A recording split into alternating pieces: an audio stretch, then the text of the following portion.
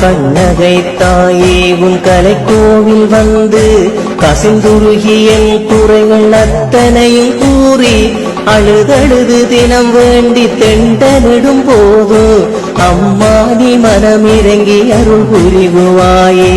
கொளுத்தும் வெயில் வயல் நிலங்கள் காய்கின்ற போது கோமகளை எங்கள் குல கண்ணகியை வேண்டி திருவுருவச் சிலை கொண்டு வயலினுள் வைத்து கவி பாடி கேட்டதுமே மழை பொழிய செய்வாய். தந்தனதநாதனதநாதனதனானா தரநாதநாதந்தநாதந்தனானா தந்தனதநாதனதநாதனதனானா தரநாதநாதந்தநாதந்தனானா.